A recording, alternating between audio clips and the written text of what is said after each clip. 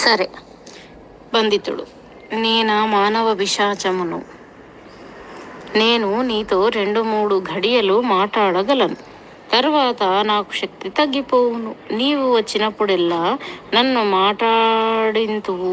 నేను చాలాసేపిట్లే మాట్లాడుదును.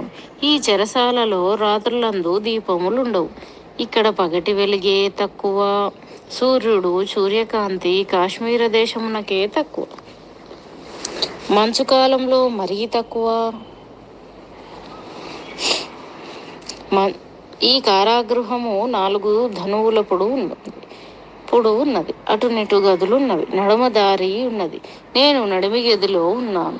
ఆ సూర్యకాంతి ఈ దారిలోనికి వచ్చి ఈ ఇనుప కమ్మలలో నుండి నా యొద్దకు రావలెను. నా గదిలో 3-4 గడియల ఆలస్యముగా తెల్లవారు, మరియు కొంత తొందరగా పొద్దుగుంకును. మాకు పవళ్ళు తక్కువ, నిశలెక్కువ, దీపములు లేవు. కొన్ని వ్యాధులు రాత్రులందు ఎక్కువ బాధించును. ఆ వ్యాధులకు కాలం ఎక్కువ ఇచ్చినట్లయినది. నీవు వెళ్ళిపోయిన తర్వాత పొద్దుగుంకిన తర్వాత దినము వచ్చడి దగ్గు నాకు రెట్టింపగును, 2 రెట్లగును. నా కోసము వైద్యుడు రాదు కదా, ఔషధములు లేవు కదా. కారాగార నిబద్ధులకు వైద్యులున్నారు. కుత్సితుడైన సేవకుడు తూచి పనిచేసినట్లు కుత్సితులైన ఈ కారాగార వైద్యులు మా వ్యాధులు నివారించరు. ఆ వ్యాధులు బలిసి మేము చావకుండా చూతురు. కనుక నీవు వెడలిపోము. తొలుత నీవు వచ్చినప్పుడు నేను నీతో మాట్లాడనించలేదు, కానీ మాట్లాడి తిని. ఇప్పటికే ఎక్కువ మాట్లాడి తిని. దయచేసి వెళ్ళెదవా? రాజపురుషుడు: నేను నీకొక్కటి చెప్పుటకు వచ్చింది. ఇది రాజాజ్ఞ. నేను నీకు చెప్పకుండా ఎట్లు పోగలుగుదును? చెప్పియే పోదును. బంధితుడు: చెప్పకుండా పోము. నిష్ప్రయోజనమైన పనిని మూర్ఖులు కూడా చేయరు. ప్రయోజనమనుద్దేశ్యమనందొక ప్రవర్తతే. నీవు చెప్పదలుచుకున్నది చెప్పి ప్రయోజనము లేదు. రాజపురుషుడు: నేనేమి చెప్పదలుచుకున్నానో వినకుండానే దాని ప్రయోజనము లేదని నీవెట్లు చెప్పగలవు? వినవలేను, అప్పుడు నిరూపింపవలేను. బంధితుడు: ఒక శిల ఉన్నది. దాని మీద గొడ్డలితో కొట్టుదువు. కొంత కాకపోయినను కొంత అయినను పగులును. దానిపైన ధారగా నీళ్లు పోయిదువు. దానిని పగిలించుట కొరకు పోయిదు. ఆ రాయి పగులవలేనని పోసడి నీళ్లు నిష్ప్రయోజనమని పోయకముందే చెప్పవచ్చును. లేదా ఒక పెద్ద ఇనుపబండ ఉన్నది. దానిని రంపముతో 2గా కోయుటకు ఒకడు ప్రయత్నించుచున్నాడు. అది నిష్ప్రయోజనమని ముందుగానే చెప్పవచ్చును. రాజపురుషుడు: రాయియే అనుకుందుము. వాడు రంపముతో కోయబోవుట లేదు, గొడ్డలితో కొట్టుట లేదు. పిడుగు పడబోవుచున్నది. అది నిష్ప్రయోజనము కాదు కదా. బంధితుడు: మానవుని బుద్ధిని బట్టి అది నిష్ప్రయోజనము కాదు. రాతి స్వభావమును బట్టి అది నిష్ప్రయోజనము. ఇంద్రుని వజ్రాయుధమునకు బెదరి మైనాకుడు పోయి సముద్రంలో దాగి ఉన్నాడు. అది వరకే రెక్కలు తునిగిన పర్వతములకేమి భయము?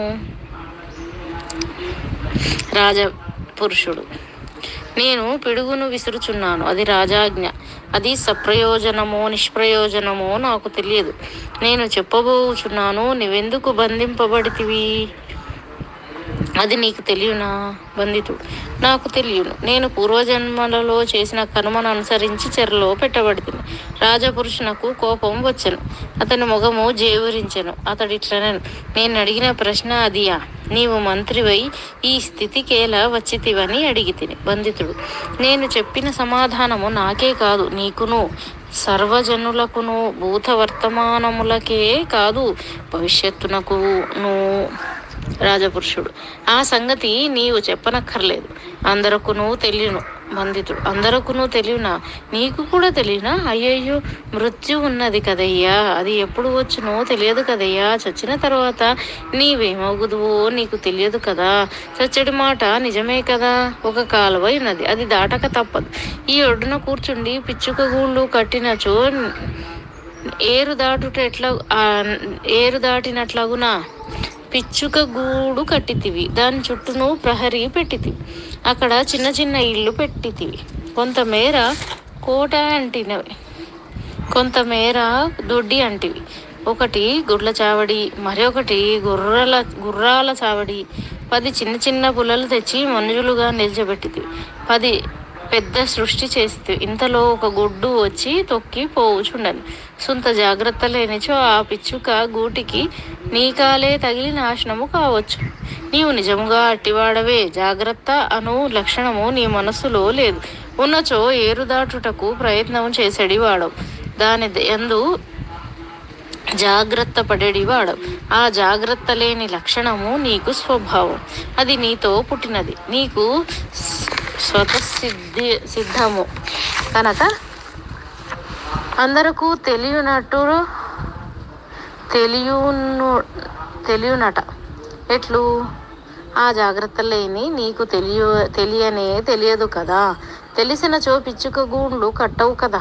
రాజపురుషుడు: ఓయి, నీకు పనియో పాటయో లేదు గనక వేదాంతమును చక్కగా ఆలోచించితివి. నీవు చేసిన రాజద్రోహములకు రాజు నీ సంపదను హరించెను. బంధితుడు: నేను రాజద్రోహము చేయలేదు. రాజు చెప్పుడు మాటలు వినను. రాజపురుషుడు: ఎవరు చెప్పిరి? బంధితుడు: నాతో చెప్పలేదు, అందుచేత నాకు తెలియదు. ఎవరికి చెప్పిరో ఎవరు వినిరో వారికి తెలియవలేను. రాజపురుషుడు: ఒప్పికొందును. రాజుతో ఎవరో నీ మీద కొండెములు చెప్పిను. రాజు నీ సంపదను హరించెను. మరల కొండెములు చెప్పిరి. కారాగారములో ఉంచెను. మనకది ఎందులకు? నీవు కొన్నాళ్ళు మంత్రివి. నీ మీద రాజు యొక్క కోపము ప్రసరించలేదు. కొన్ని ఏండ్లు మహామంత్రిగా ఉండేడివాడవే కదా. నాకీ మంత్రిత్వం వలదని వెడలిపోయేడివాడవు కాదు కదా. మంత్రిత్వం చేసిన కొలది దినములో మంత్రిత్వమే చేసితివి కదా. ఇది అంతయు పిచ్చుక గూళ్లను కట్టుటయే కదా. నీవు పిచ్చుక గూళ్లను కట్టుట మానివేసి ఏరు దాటుటకు నాడైనను ప్రయత్నించినట్లు కనిపించలేదే. బంధితుడు: ఓయి, ఏరు దాటుట ఎట్లు? దానికి నావ కావలేను. నావ దారువులతో చేయవలేను. దారువులు తేవలేను. ప్రమాణముగా కోసుకొనవలేను. చిత్రిక పట్టవలేను. ఆ దారువులు కూడా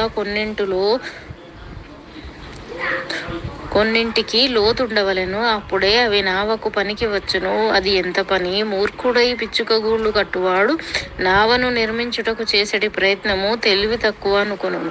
వాడెంతటి మూర్ఖుడనగా, నావ సిద్ధమైన తరువాత దానిమీద ఎక్కి ఈతలి తీరముకు చేరిన వానిని చూచి అతడాతలి తీరమునకు చేరినాడని ఒకడి ఈర్ష్య పొందును, మరి ఒకడు వానిని మహాపురుషుడనును. ఇంతే భేదం. రాజపురుషుడు: కానిమ్ము.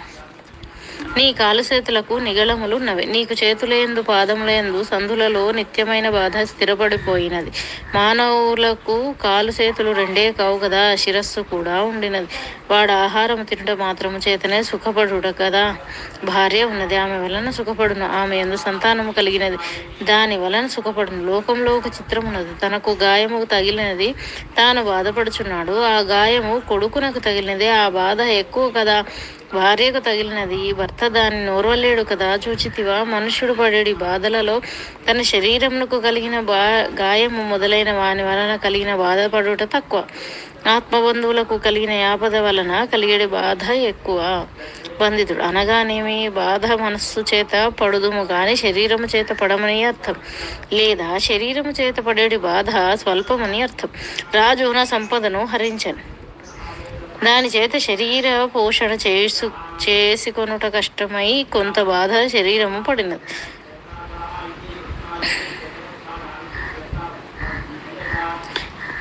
బంధితుడు: అనగానేమి? బాధ మనస్సు చేత పడుదుము కానీ శరీరము చేత పడమని అర్థం. లేదా శరీరము చేత పడేడి బాధ స్వల్పమని అర్థం. రాజు నా సంపదని హరించినాడు. దాని చేత శరీర పోషణ చేసుకొనుట కష్టమై కొంత బాధ శరీరము పడినది, కొంత మనస్సు పడినది. నేను దరిద్రుడుగా ఉన్నప్పుడు 2 బాధలు. ఆహారము లేక కృషించుచున్న శరీరము యొక్క బాధ ఒకటి, నేను ఆహారమునెట్లు సంపాదింతునన్న బాధ ఒకటి. రాజు నన్ను చెరలో వేసినాడు. నాకు ఎక్కువ బాధ కలిగించవలెనని నా బాధలలో ఎక్కువ భాగం తీసివేసినాడు. ఆహార సంపాదన ప్రయత్నము లేదు, ఆ బాధ లేదు. రాజే నాకు ఆహారము పెట్టుచున్నాడు.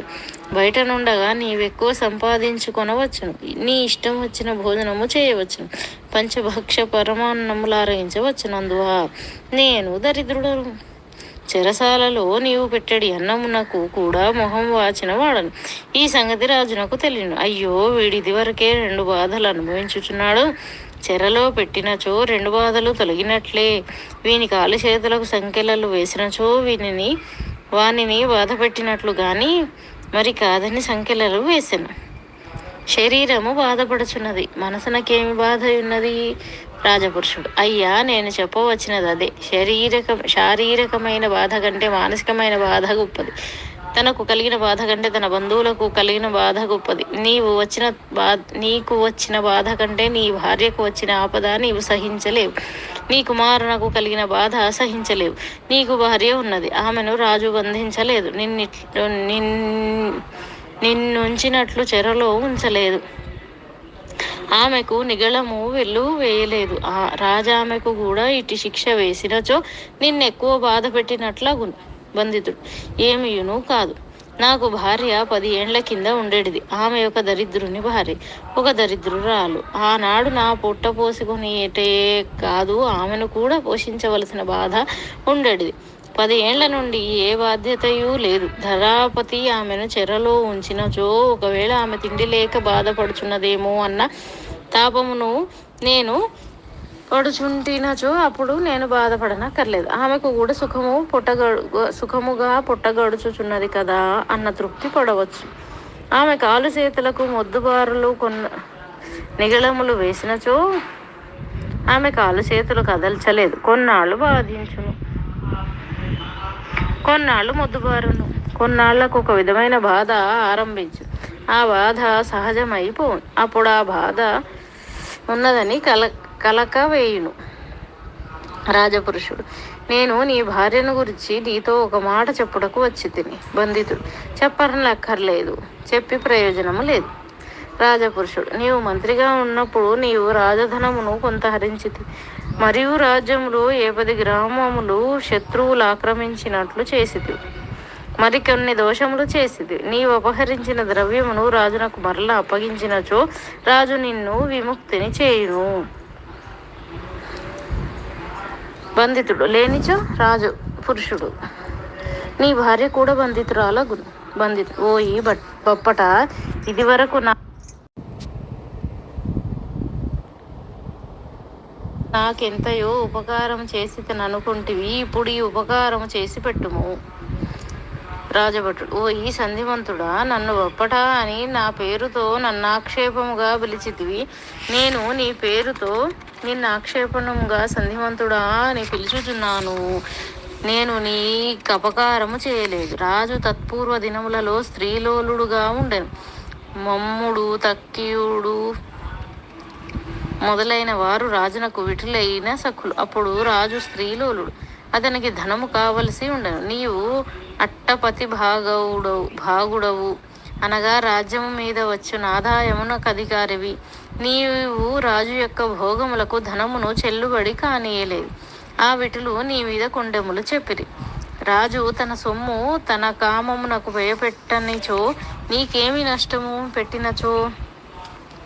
బంధితుడు: ఓ ఈ బప్పట, ఎంత అదికినట్లు చెప్పితివి. రాజునకు నా మీద అది ఆ కోపము కానిము. నా భార్యను కూడా చెరలో పెట్టనిము. రాజపురుషుడు: చెరలో పెట్టుటే కాదు, రాజామెను సంహరింపబోవుచున్నాడు. అర్ధరాత్రమునందామెను కాలు చేతులు కట్టి శ్మశానమునకు తీసుకొని పోయి ముక్కలుగా చేసి పెద్ద చితిని పేర్చి ఆ ఖండములలో హోమము చేయబోచున్నాడు. బంధితుడు: ఓ ఈ బప్పట, రాజు 4 నెలల నుండి వ్యాధిగ్రస్తుడట కదా, మంచములో నుండి లేవలేడట కదా, శ్మశానమునకెట్లు పోవును? మద్భార్య శరీర మాంసఖండములను హోమం చేయిన, ఏదైనా దీక్షను అవలంబించిన, దీక్షా వస్త్రములు కూడా ధరించున, ధర్మపత్నితో సహితము పోవున, మహాయజ్ఞము కదా, సంకల్పము చేయవలెను కదా, పీటల మీద కూర్చుండవలేను. ఓయి రాజు చెప్పుమన్నది చెప్పితివా?